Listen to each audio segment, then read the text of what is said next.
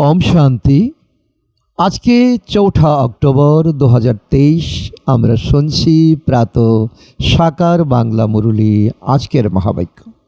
এই মহাবাক্যে বাবা বলেছেন, মিষ্টি বাচ্চারা, তোমরা এই বিষয়ে নিশ্চিত হও যে আমরা হলাম আত্মা এবং এটা হলো আমাদের শরীর।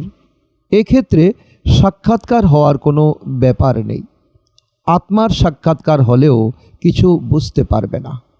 আজকের প্রশ্ন, বাবার কোন শ্রীমত অনুসরণ করে চললে গর্ভজেলের শাস্তি থেকে মুক্তি পেয়ে যাবে? উত্তর, বাচ্চাদের প্রতি বাবার শ্রীমত হলো নির্মোহী হও, কেবল বাবা, অন্য কেউ নয়। তোমরা কেবল আমাকেই স্মরণ করো এবং কোনো পাপ কর্ম করো না, তাহলেই গর্ভজেলের শাস্তি থেকে মুক্তি পেয়ে যাবে। এই দুনিয়ায় তোমরা জন্ম জন্মান্তর ধরে কয়েদি হয়েছিলে, এখন বাবা এই শাস্তি থেকে মুক্ত করতে এসেছেন। সত্যযুগে কোনো গর্ভ জেল থাকবে না। ওম শান্তি। আত্মাদের পিতা, রুহানি পিতা, তার আত্মারূপী বাচ্চাদেরকে বোঝাচ্ছেন আত্মা কি এবং তার পিতা পরমাত্মা কে। তিনি পুনরায় এগুলো বোঝাচ্ছেন, কারণ এটা হলো পতিত দুনিয়া। পতিত মানুষ সর্বদা নির্বোধ হয়ে থাকে। পবিত্র দুনিয়ায় সবাই বোধ বুদ্ধি সম্পন্ন হবে। ভারতে এক সময় পবিত্র দুনিয়া অর্থাৎ দেবী দেবতাদের রাজত্ব ছিল, লক্ষ্মীনারায়ণের রাজত্ব ছিল, খুব ধনী এবং সুখী ছিল। কিন্তু ভারতবাসীরা এ কথাগুলো বুঝতেই পারে না। বাবা পরমপিতা পরমাত্মা অর্থাৎ রচয়িতাকেই চেনে না। মানুষের পক্ষেই তা জানা সম্ভব, জন্তু জানোয়ারের পক্ষে তো জানা কখনোই সম্ভব নয়। তাকে পরমপিতা পরমাত্মা বলে স্মরণ করে থাকে। তিনি হলেন পারলৌকিক পিতা। আত্মা তার ফলে নরকের মালিক হয়ে যায়। এখন সেই বাবা এই শরীরে বসে বোঝাচ্ছেন, আমি হলাম রচয়িতা এবং তোমরা হলে আমার রচনা। এই রহস্য আমি তোমাদেরকে বোঝাচ্ছি। আত্মাকে কেউ দেখেনি, তাহলে কেন অহম আত্মা বলা হয়? এটা তো বুঝতে পারা যায় যে আমি আত্মা এক শরীর ছেড়ে অন্য শরীর ধারণ করি। মহান আত্মা, পূর্ণ আত্মা ইত্যাদি বলা হয়। এই বিষয়ে নিশ্চিন্ত হওয়া যায় যে আমি হলাম আত্মা এবং এটা আমার শরীর। শরীর তো বিনাশী, কিন্তু আত্মা হলো অবিনাশী। পরমপিতা পরমাত্মার সন্তান আমরা। কত সহজ বিষয় না? 1 সেকেন্ডে এই জ্ঞানকে ধারণ করা যায়। কিন্তু ভালো ভালো বুদ্ধিমান ব্যক্তিও বুঝতে পারে না। মায়া বুদ্ধিতে তালা লাগিয়ে দিয়েছে। তোমাদের তো নিজের আত্মার সাক্ষাৎকারই হয় না। আত্মা অনেক জন্ম নেয়, প্রত্যেক জন্মে শারীরিক পিতা পরিবর্তন হয়। তোমরা কেন নিশ্চিন্ত হতে পারো না যে তুমি হলে আত্মা? কেবল আত্মার সাক্ষাৎকার করতে চায়। আরে, এতগুলো জন্ম ধরে কি কারোর কাছে আত্মার সাক্ষাৎকার করতে চেয়েছিলে? হয়তো কারোর আত্মার সাক্ষাৎকার হয়, কিন্তু তারা বুঝতে পারে না। ড্রামাতে যার পার্ট আছে তারই হবে। তোমরা বাবাকে জানো না। বেহদের বাবা ছাড়া অন্য কেউ আত্মাকে পরমাত্মার সাক্ষাৎকার করাতে পারে না। মানুষ বলে, হে ভগবান। সুতরাং তিনি হলেন পিতা। তোমাদের 2 জন বাবা আছেন। একজন বিনাশী বাবা, যিনি এই বিনাশী শরীরের জন্ম দিয়েছেন। অন্যজন হলেন অবিনাশী আত্মার অবিনাশী পিতা। তোমরা গায়নও করো, তুমি হলে মাত পিতা, আমরা তোমার সন্তান, তাকে স্মরণ করো না? তাহলে নিশ্চয় তিনি আসেন। জগদম্বা এবং জগৎ পিতা বসে আছেন, রাজ্য শিখছেন। বৈকুণ্ঠতে লক্ষ্মী নারায়ণের রাজত্ব ছিল, সেটা তো ভারতেই ছিল। মানুষ মনে করে হয়তো উপরে কোথাও স্বর্গ রয়েছে। আরে, লক্ষ্মীনারায়ণের স্মরণিক তো এখানেই আছে, মন্দির এখানেই আছে, তাহলে নিশ্চয়ই তারা এখানেই রাজত্ব করেছিল। এই দিলবারা মন্দির তোমাদের এই সময়ের স্মৃতিতে বানানো হয়েছে, জৈন ধর্মরা বানিয়েছে।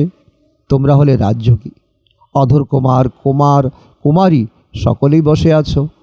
এর স্মৃতিচিহ্ন এরপর ভক্তিতে তৈরি করা হবে। দিলবরা শব্দের নিশ্চয়ই কোনো না কোনো অর্থ আছে। দিল কে নেন?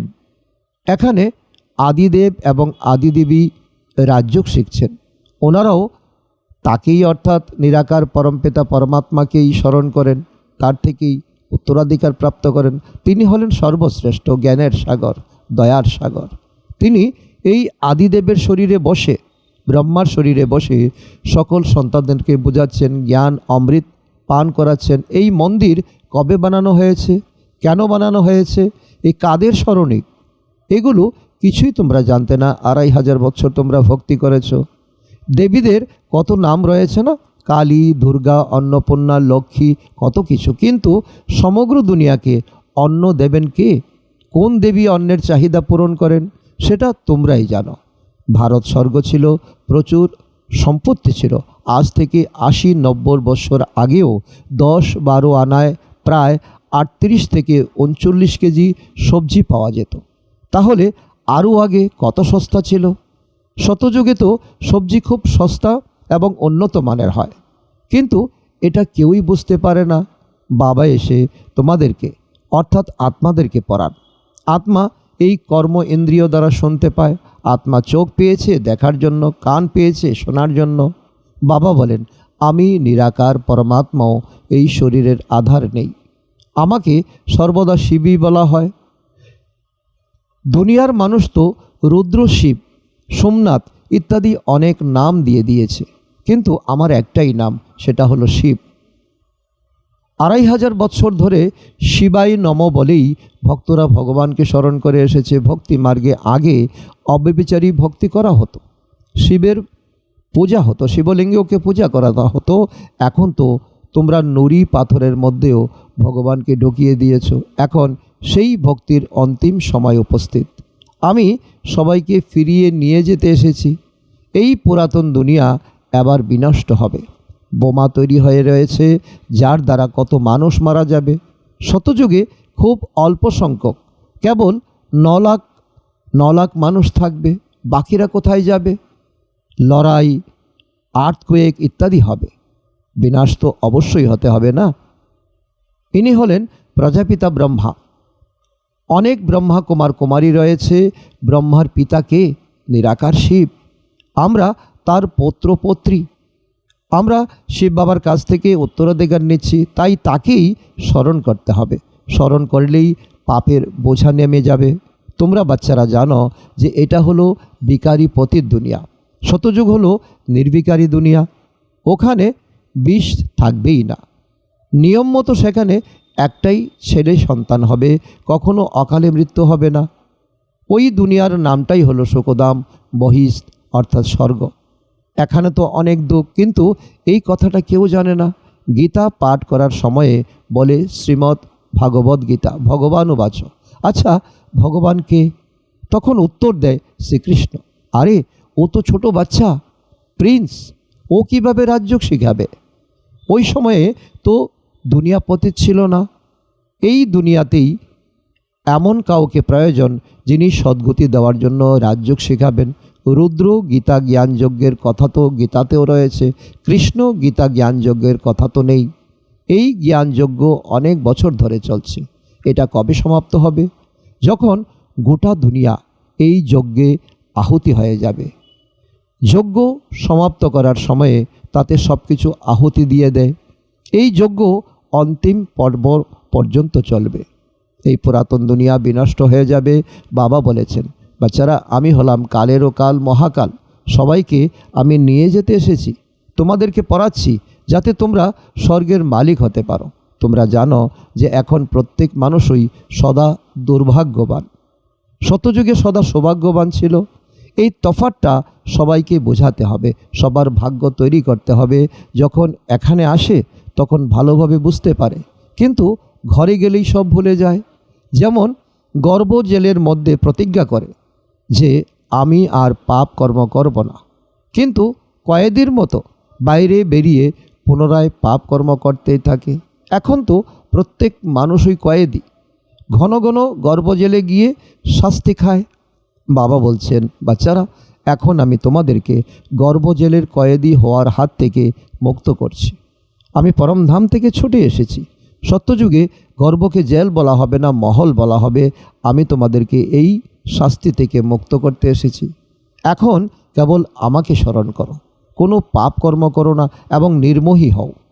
গায়ন করেও তুমি ছাড়া আমার আর কেউ নেই, কিন্তু এই গায়ন কৃষ্ণের উদ্দেশ্যে করা হয় না। কৃষ্ণ তো 84 জন্ম নেওয়ার পর এখন ব্রহ্মা হয়েছে, এরপর পুনরায় ওই রকম কৃষ্ণ হতে হবে। তাই এই শরীরের মধ্যেই শিব বাবা প্রবেশ করেছেন। এটা পূর্ব নির্মিত নাটক, ড্রামা। ভগবান এখন সূর্যবংশী এবং চন্দ্রবংশী স্থাপনা করছেন, তোমাদেরকে ভবিষ্যতের জন্য প্রাপ্তি করাচ্ছেন। এখন তোমরা ব্যাহদের বাবার কাছ থেকে পুরুষার্থের দ্বারা অনেক জন্মের জন্য প্রাপ্তি করছো। এই বাবাই হলেন স্বর্গের রচয়িতা। এইগুলো সব বোঝার মতো বিষয়। এই নাটকে প্রত্যেক অভিনেতার নিজস্ব ভূমিকা রয়েছে। তাই আমি কেন শুধু শুধু দুঃখ পাব কিংবা মারামারি করব? আমরা জীবিত অবস্থায় কেবল ওই বাবাকেই স্মরণ করি। আমরা এই শরীরটার পরোয়া করি না। এই পুরাতন শরীরটার মৃত্যু হলেই আমরা বাবার কাছে চলে যাব। এখন তোমরা ভারতের অনেক সেবা করছো। করিতুল্য ভারতকে এখন হিরোতুল্য করে তুলছো। তোমরাই অন্নপূর্ণা, দুর্গা, কালী ইত্যাদি বিভিন্ন নামে পূজিত হও। তাই কালী এরকম ভয়ঙ্কর রূপধারী হয় না, কিংবা গণেশের এরকম সুর থাকে না। মানুষ তো মানুষের মতোই হবে। বাবা এখন বোঝাচ্ছেন, আমি তোমাদের মতো সন্তানদেরকে লক্ষ্মী নারায়ণের মতো বানাচ্ছি। নর থেকে নারায়ণ, নারী থেকে লক্ষ্মী। তোমরা হচ্ছ পুরুষার্থের দ্বারা। তোমরা এই বিষয়ে নিশ্চিন্ত হয়ে যাও যে এখন আমরা বাবার কাছ থেকে উত্তরাধিকার নিচ্ছি এবং ভবিষ্যতে গিয়ে প্রিন্স প্রিন্সেস হব। বাবা যিনি স্বর্গের রচনা করেন তাকে কেউই জানে না। জগদম্বাকেও ভুলে গেছে। মন্দিরে যার মূর্তি আছে তিনি এখন চৈতন্য রূপে বসে আছেন। কলিযুগের পর পুনরায় সত্যযুগ আসবে। মানুষ প্রশ্ন করে কবে বিনাশ হবে? আরে আগে তো তুমি পড়াশোনা করে বুদ্ধিমান হয়ে যাও। বরাবর মহাভারতের যুদ্ধ হয়েছে এবং তারপরেই স্বর্গের গেট খুলেছে। সুতরাং এখন এই মাতাদের দ্বারা স্বর্গের গেট খুলছে। বন্দে মাতরম ইত্যাদি গায়ন করা হয় না? যারা পবিত্র তাদেরই বন্দনা করা হয়। দুই রকমের মাতা আছে, এক শারীরিক সমাজসেবক, দুই রুহানি বা আত্মিক সমাজসেবক। এটা হলো তোমাদের আধ্যাত্মিক যাত্রা। তোমরা জানো বাচ্চারা যে আমরা এই শরীর ত্যাগ করে ফিরে যাব পরমধামে পরমাত্মার কাছে। ভগবান উবাচ হলো মন্মনা ভব, আমাকে অর্থাৎ নিজ পিতাকে স্মরণ করো, বিকর্ম বিনাশ করো। ছোট বাচ্চা কৃষ্ণ তো এরকম বলতে পারবে না, তার তো নিজের পিতা আছে। মনমনা ভব কথার অর্থ বাস্তবে কেউ জানে না। বাবা বলেন আমাকে স্মরণ করলে বিকর্ম অবশ্যই বিনাশ হবে এবং উড়ার জন্য তোমাদের ডানা প্রাপ্ত হবে। এখন তোমাদের পাথরের মতো বুদ্ধি পারসের মতো হচ্ছে। রচয়িতা অর্থাৎ বাবা তো সকলের জন্যই এক। আদিদেব এবং আদিদেবীরও মন্দির রয়েছে। তোমরা অর্থাৎ তাদের সন্তানেরা এখানে রাজযোগ শিখছ পরমপিতা পরমাত্মার সামনে বসে। তোমরা এখানেই তপস্যা করেছিলে, আবার এখানেই তপস্যা করছো। সামনেই তোমাদের স্মৃতিচিহ্ন রয়েছে। লক্ষ্মী নারায়ণ কীভাবে রাজত্ব পেল, এই মন্দির তারই স্মৃতিচিহ্ন। তোমরা হলে রাজ ঋষি, তাই না? রাজত্ব পাওয়ার জন্য অর্থাৎ পুনরায় ভারতে রাজত্ব করার জন্য তোমরা পুরুষার্থ করছো। নিজেরই তন মন অর্থ দিয়ে সেবা করে তোমরা ভারতে স্বর্গের রাজত্ব স্থাপন করছো। এই কম কথা নয়। বাবার শ্রীমতের দ্বারা তোমরা এই পতিত রাবণ রাজ্য থেকে সবাইকে মুক্ত করছো। এটা হলো রুহানি সোশ্যাল ওয়ার্ক। বাবা হলেন লিবারেটর বা মুক্তিদাতা, দুঃখহর্তা, শোককর্তা। তোমাদের দুঃখ দূর করার জন্য তিনি পুরাতন দুনিয়াকে বিনষ্ট করেন, তোমাদেরকে শত্রুর উপরে বিজয়ী বানান এবং তোমরা মায়াজিৎ জগৎজিৎ হয়ে যাও। প্রতিকল্পেই তোমরা রাজত্ব নাও এবং পুনরায় হারিয়েও ফেলো। এ হলো রুদ্র শিবের জ্ঞানযজ্ঞ, যার থেকে বিনাশের অগ্নি প্রজ্বলিত হয়েছে। বাকি সব কিছুই বিনাশ হয়ে যাবে এবং তোমরা সদা সুখী হয়ে যাবে, সত্যযুগে যাবে। দাপর যুগ থেকে দুঃখ শুরু হয়। বাবা এও বলেছেন আমি এসে নরকবাসীকে স্বর্গবাসী বানাই। কলিযুগ হলো বেশ্যালয় এবং সত্যযুগ হলো শিবালয়। তোমরা বাচ্চারা ব্যাহদের বাবার দ্বারা স্বর্গের মালিক হচ্ছ। তাই তোমাদের খুশির পারদ অত্যন্ত ঊর্ধ্বগামী হওয়া উচিত। আচ্ছা, মিষ্টি মিষ্টি হারানিদি রুহানি বাচ্চাদের প্রতি রুহানি বাপ দাদার স্মরণের স্নেহসমন আর সুপ্রভাত। আত্মাদের পিতা তার আত্মারূপী বাচ্চাদেরকে জানাচ্ছেন নমস্কার। আমরা আত্মারূপী সন্তানরা আমাদের মাতা পিতা বাপ দাদাকে জানাই স্মরণের স্নেহসমন এবং সুপ্রভাত। ধারণার জন্য মুখ্য সার: 1 নম্বর, বেঁচে থেকে বাবাকে স্মরণ করে উত্তরাধিকার গ্রহণ করতে হবে, কোনো বিষয়ের পরোয়া করবে না। নাম্বার 2, শ্রীমতে চলে নিজের তন মন ধনের দ্বারা ভারতকে স্বর্গ বানানোর সেবা করতে হবে আর সবাইকে রাবণের থেকে লিবারেট হওয়ার যুক্তি বলে দিতে হবে। বরদান: যোগ অগ্নির দ্বারা বিশ্বের আবর্জনাকে ভস্ম করে বিশ্ব পরিবর্তক ভব। তার অর্থ হলো যোগ অগ্নি বা জ্বালা অর্থাৎ শ্রেষ্ঠ সংকল্পের শক্তি এবং একাগ্রতার অগ্নির দ্বারা তোমরা অপবিত্রতারূপী আবর্জনাকে ভস্ম করে দিতে পারো। দেবীদের সারণিক যেমন দেখানো হয় না, জ্বালা রূপের দ্বারা আসরিক শক্তিকে ভস্ম করে দিয়েছিল, সেই স্মরণিক এখানকারী। তাই প্রথমে জ্বালা রূপ হয়ে আসুরি সংস্কার স্বভাব সব কিছু ভস্ম করে সম্পূর্ণ পাবন হও, তখনই যোগ আর পবিত্রতার জ্বালার দ্বারা বিশ্বের আবর্জনাকে ভস্ম করে বিশ্ব পরিবর্তনের নিমিত্ত হতে পারবে। স্লোগান: আজ্ঞাকারী সেই যে মনমত পরমতের থেকে মুক্ত থেকে সদা শ্রীমতে চলে।